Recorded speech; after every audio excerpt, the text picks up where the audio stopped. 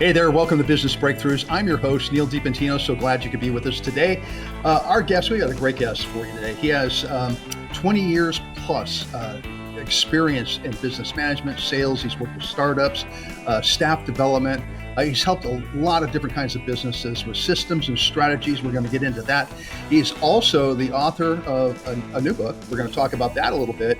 And he is a business growth coach. Please welcome to the show, Paul Moehring, AKA The Growth Guy. Paul, welcome to the show, buddy. Thank you. Thanks. This has been great getting this set up and looking forward to this call. So it's finally here.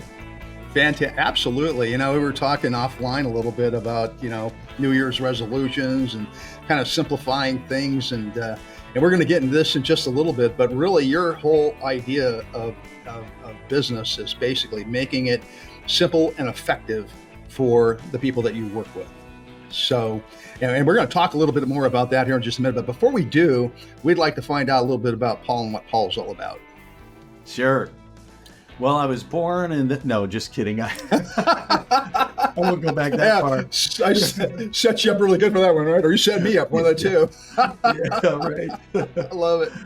I will say, though, that I grew up in Minnesota, and I spent half my life there. So I'm a Minnesota Vikings fan. And then I moved to Arizona. I've spent half my life in Arizona. So I'm also a Cardinals team. So you want to get a good weekend for me, let both of those teams win. Bad weekend, both of them lose. So when you have two teams, you have at least think that one of them will get away with the win. But you should have a 50-50 shot, right? I know it feels like it, but both teams kind of struggle from time to time. I started my coaching business in January of 2020. I was in the insurance industry for several years as a sales manager and always wanted to have my own gig, my own business. And I started prepping to get into business for myself in 2013 when I put myself through a coaching certification program, knowing that someday I would be a coach. And then 7 years later is when I jumped out of the airplane and built the airplane on the way towards the ground. Nice. It's been a lot of fun, been very rewarding. A lot of the coaches that we talk to on this show kind of have similar backgrounds where they were in the corporate world for a while, learned all kinds of stuff. It's kind of great when you go work for a company and make a nice living and learn at the same time. But then, when everything's kind of said and done, you've got all this knowledge, you got to do something with it. And it just like eats at you until you can get it out. And so coaching just seems to be a really great avenue for that. Oh yeah, big time. And you're kind of reminded over time what you know. And when you're working in a corporate environment, you're learning things every day, but you don't get to see the stack of things that you've learned until you get out and you start using them and think, oh, wow, you didn't know this? Well, that's pretty basic, isn't it? I mean, and if they haven't been in that kind of a situation or haven't been through what you've been through, it's hard for them to turn to that same page. Right, exactly. Yeah. And I think a lot of young people that are in business, getting started and everything, can find a lot of value in working with somebody who's got, experience and, some wisdom that they can impart on them, from all those years. Yeah, for sure. And if you can speed up the failures, right? Because we're all going to have failures and setbacks, but if you can speed those up and get through them more quickly to get you to that opportunity to be successful, that anytime you can pave that road a little bit better for that next person, they'll be miles ahead.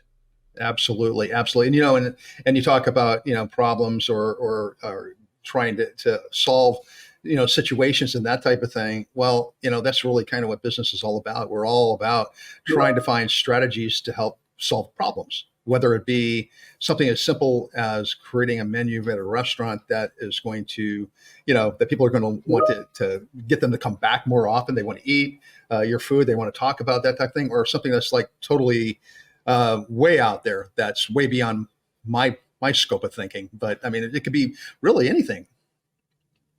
Yeah, it is. And when we start working with a client, we're trying to uncover those pain points. What's really hurting.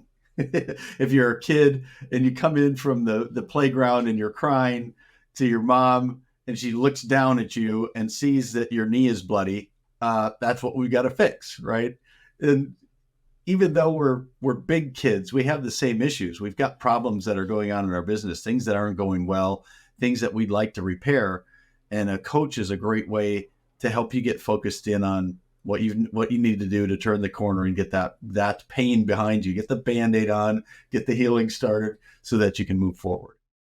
Well, so you coach in a lot of different areas, business growth, and sales. You work with startups, staff development, and that type of thing. You talk about the Get Squared process. In fact, you wrote a book about it. We're going to talk a little bit about that here in a bit.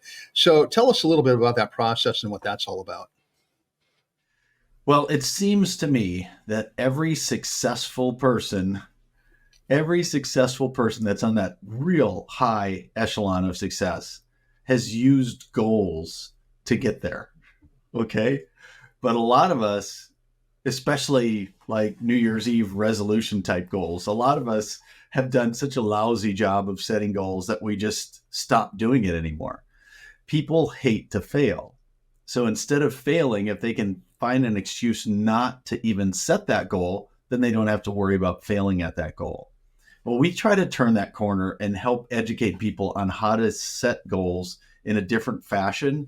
And then we get them to focus in on getting their goals. Instead of being a goal setter, we want them to be goal getters. And then the biggest thing I think that this Get Squared process initiates is a balance.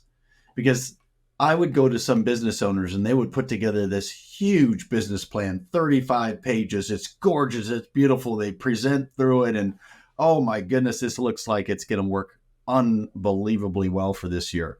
3 weeks later, just as a follow-up experiment, I could call them and say, hey, could you send over that business plan that you have put together again? They'd be like, yeah, I got to, let me track that down. So in 3 weeks, they've already forgotten where it's at. Well, the problem is that if you set too heavy a goals in one category of your life, then it kind of can crush the other categories. So we help them set goals in 4 different categories of their life so that they can maintain a balance. And if they're paying attention to all 4 of these quadrants, then they can grow in each one of them without leaving one behind. Because when you leave everything behind, if you're going to focus on your business that you're so heavily that you're going to work a 90-hour week, how's that going to do for life at home? Mm-hmm. Probably not going to have a very favorable outcome if it's not just during some peak season or something like that. If you're doing it for a sustained period of time, it just is not sustainable without causing some damage. Now, you mentioned 4 different areas. What are those areas? So the personal, business, spiritual, and family. So we have them kind of put those in order. And when we talk somebody through the goal square the first time through, we'll tell them to think about the wheels on their car. So you've got 4 tires on your car, 4 wheels on your car, and you're driving down a road that's 2 lanes. Speed limit 65, so you're going a cool 74. And you're headed towards oncoming traffic and cars are coming by. If you were to blow that left front tire out of the car, what happens is the car turns towards the middle lane or the middle of the road. And if you cross that yellow line and there's an oncoming car coming at you, bam, it could be a head-on collision, right? So we have them take that first upper left quadrant of their goal square and we have them set that as their most important goal. And when I started using this was with business owners, especially as a sales manager, and I'd go out and I'd sit down with my business owners, they'd get a little defensive and they'd say, well, Paul, now listen, I want you to know that business isn't my left front tire. And I'd say, well, I'd hope it wasn't your left front tire because you've got your wife and your kids at home or your husband and your kids at home. I would presume that maybe that would be your left front tire. And they'd be taken aback by that. And they'd think, well, what is my sales manager doing coming out here and not just drilling me on sales and performance in my business? And again, I've just found it to be so much more helpful to have them balanced and having them build their own plan. If I shove a plan down their throat, they're not going to be really committed to hitting that plan or those goals. But if it's their idea and it's something that they bought into, it works much better to get them where they want to go. I love that whole concept. Just sounds wonderful. And I totally agree. I mean, and then when it comes to like my business world, my business life, I kind of do something very similar to that, but it's always family first, Mhm. and my spirituality, first as well. Mhm. I I I think everything else has to fall in place with that. And in doing that, it makes me happier. It makes my family happier. I come home at night and they're glad to see me when I walk through the door. Makes me a better employee, a better boss. It makes me a better business person. So it helps me to focus on those things when I'm away from the home too. So I really like what you're saying. I think that's awesome. Can you give us maybe some examples of where you've used this concept and how it's worked and what the results been? Yeah. So I think the most fun part of writing a book is getting the first copy. So when they send it to you in the mail and you open up that box and there's your book and it has your name on it, it is a really neat process. So, kind of on a complete side note, if you're thinking about writing a book, push forward and do that. It really is a neat experience. But the other neat thing about it is that as time passes, people are using the tools that you put forth in that book and they don't tell you about it every day. But you'll see somebody 6 months later or a year later, and they'll say things that just are, they're so rewarding. So they'll say things like, "Hey, I've been using that goal square, and I'll tell you what, I've lost 30 pounds over the last year and a half. And it's all because of the way that I restructured my goals to put more of the goal square process in place." And I'll be like, wow, I just love to hear that, because ultimately my mission as a business growth coach and as a speaker and an author is to touch 1 million people in a positive way. So touching those 1 million people one at a time is very rewarding when you get to hear that feedback on what's working. So I've gotten to see a lot of people, and then every client that I deal with, that I work with as a business coach, we start out on the goal square. So we get into the habit of this goal square right from the start. And I've got a copy right here just to kind of give you an example. It's very basic, very straightforward. There's an electronic version too if people want to fill it out online, but it's a tool that doesn't require you to put together a 25-page business plan to do. And if on Tuesday you look at your goal square and you say, you know what, this has gotten messy, I've been scribbling on it, I spilled a little coffee on it. All right, start a new one. You don't have to wait till January 1st. You don't have to wait till the first of the month to do it. You could decide on a Tuesday, I need to refresh my goal square. I need to get some things back in check here. I need to build these plans. And then from the goal square to actually building it into activities is where some basic time management hacks come into play. And they're so basic and so simple. Time management is not rocket science. It's just executing on what you know you should be doing. So if you can take that and put it into your schedule, your daily, your weekly schedule, now all of a sudden you've got something that's happening on a regular basis. We don't miss many doctor visits that we have on the schedule. And me personally, if it's a golf day and I've got a 7:47 tee time, I'm not going to miss that tee time. It's Yeah. on the schedule, 7:47. So you could take those activities and you put them on your schedule, you time block, and all of a sudden you're getting done what you need to get done and when you need to get it done. Fantastic. So, goal setting is only as good as, I guess, maybe the person who actually is setting those goals. And it all comes down to, execution. And that includes, accountability. So I can create all kinds of goals, but if I'm not accountable for what I'm doing, then it really makes no sense to even sit down and no matter what the program is. So, but you offer support and accountability to your clients. Can you tell us a little bit about what that looks like? Yeah, from a coaching standpoint, we're meeting, most of our clients will meet every 2 weeks. And I'll be darned if the night before we meet, they're not working late to get whatever it is that they had to get done for homework done, because really that's what we are. Um, I had a, I had an instructor once that told me that people are like tea bags. They don't work unless they're in hot water. And that's really true. We get our best work done when we're under pressure for a deadline of some sort. Now, if it's a really pressing deadline and it can crush us and put us in the corner, curled up with our thumb in our mouth, that's a different level of pressure. We don't need to be under that much pressure, but that pressure of having that accountability partner to chirp at you and keep you in check is helpful. And so if I've got something that's going to just be followed up with in 2 weeks, that's one thing. But if somebody's going to be doing something really important over the next 3 to 5 days, then I'll send emails or text messages and just get in their ear and remind them what they should be doing. And it seems like they really appreciate it. And we love accountability. If you're going to, let's say that you want to get in shape and you've decided to hire a personal trainer, the personal trainer is not going to, teach you things that are, again, rocket science. Oh my goodness, I'm showing up at the gym 3 times a week when I'm supposed to show up. That's really what it's about, is that you've got an appointment, you're paying for that appointment, and then you go in and the person pushes you through another couple of sets or another couple of reps. And I always remember my favorite trainer that I had.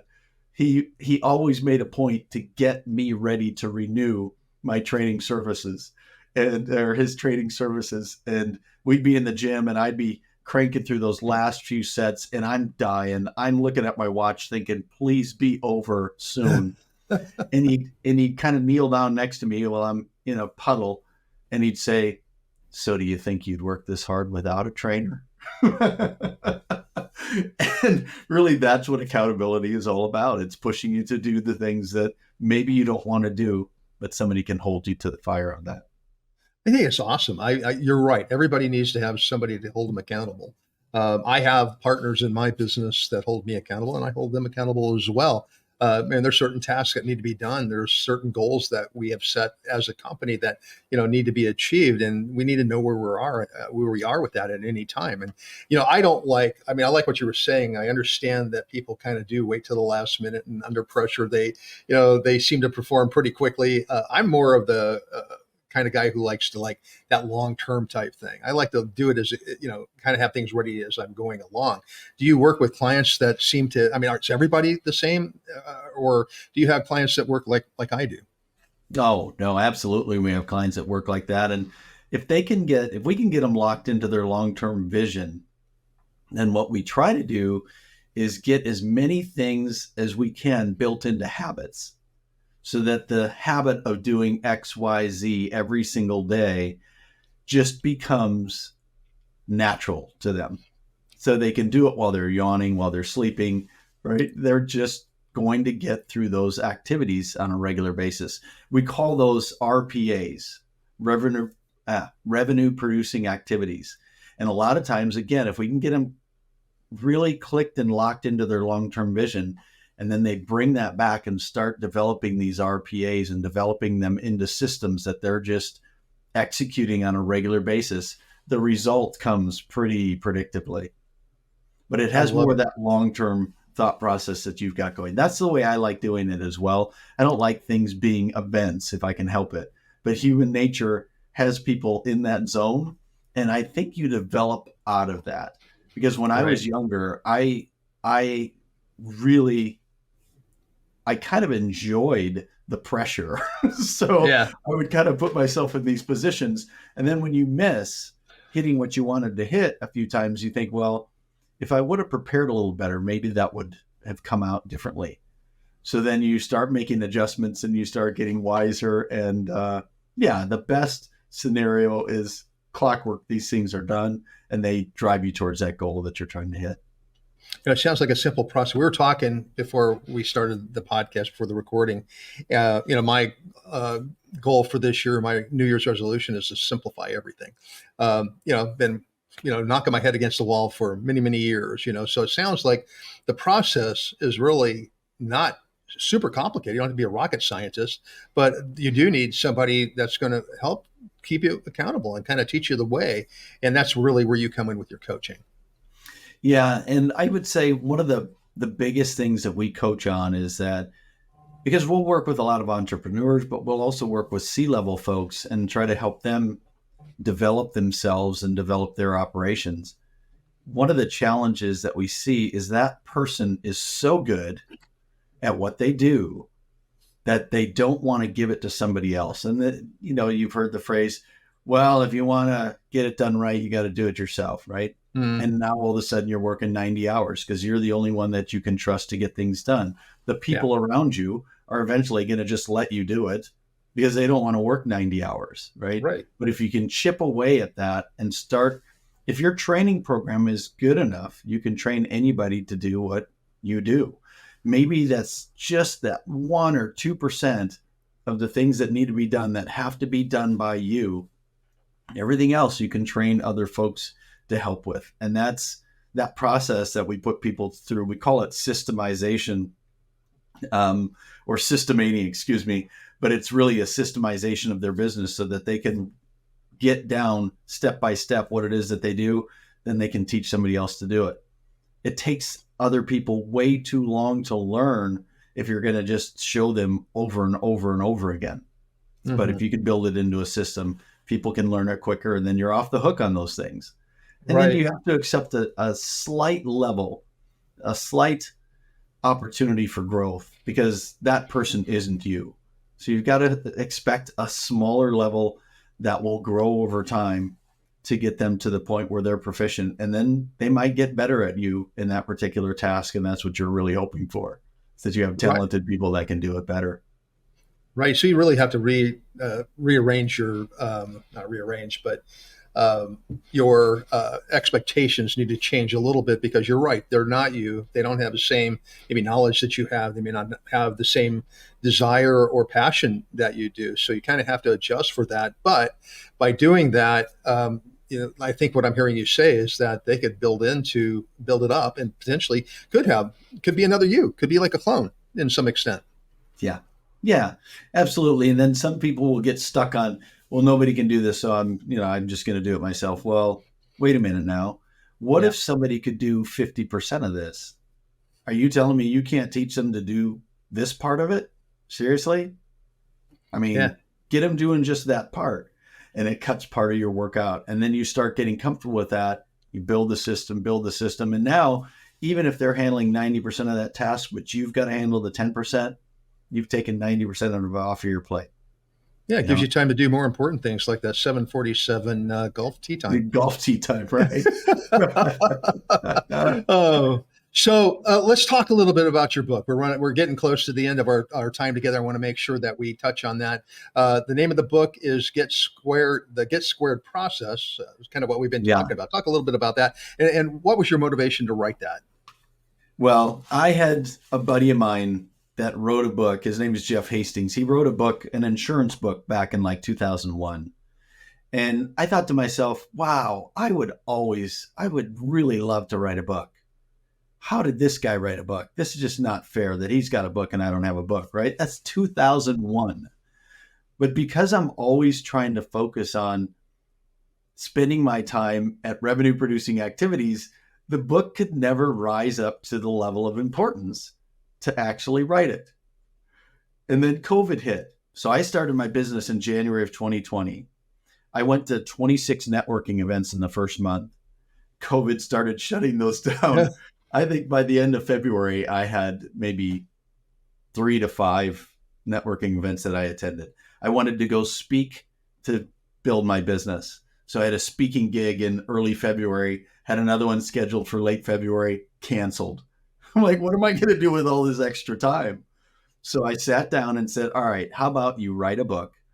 And I just got started on it. I've got 10 outlines for books started. What'll happen is, let's say I'm going on a trip, and for some reason in an airplane, before I fall asleep, I'm very creative. My mind will come up with these ideas. And so I would start writing these outlines down. I'll be like, oh, this would be a good book someday. And then the next flight I'd go on, I'd start another one. But I just never had time to finish them. So this one, I just thought,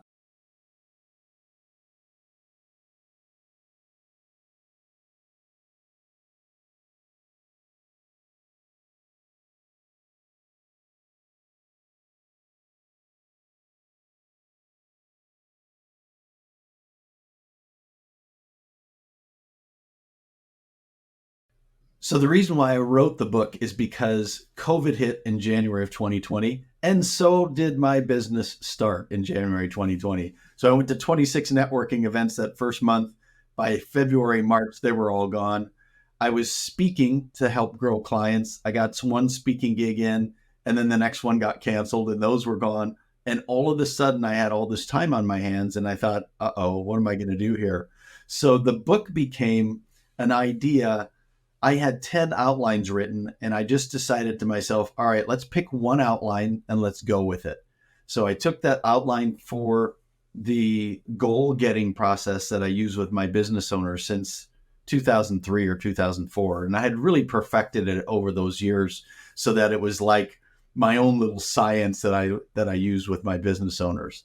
And so I thought, I'm going to write a book. It's going to be a short book because most of the people, if they're in sales, they're in management, you look at a really thick book and you think about what door you can use that book as a doorstop for.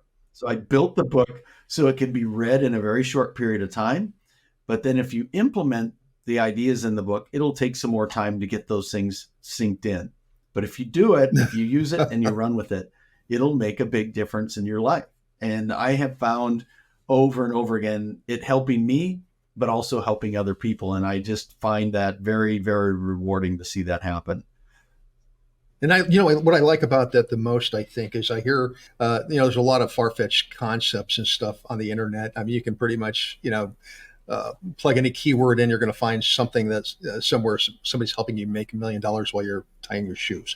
But this is stuff that you've actually lived. And before you wrote the book, and before you actually started using this as an exercise in your business, you actually used it in your job. So for years you've perfected this whole concept, and then made this into a situation where other people can either learn from you from a coaching standpoint, or they can learn from you from the book.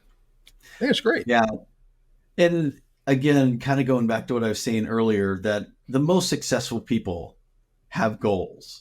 You want to look at successful basketball players, you look at professional athletes of any sort, they have goals and they have things that they're striving towards. But a lot of people that are outside of that zone don't. They don't set goals. They don't want to set goals. Why? Because they don't want to fail. They set the goal and they fail and they feel like a loser. They don't want to do that. So instead of setting any goals, they just skip that whole process and they feel better about themselves. Well, we'll take them and teach them how to set goals in such a way that they can get them. And then once you start winning, it's just like a football team that's on a roll. You start winning, you step on the field that first day and that first quarter, you anticipate winning the game, expect to win the game.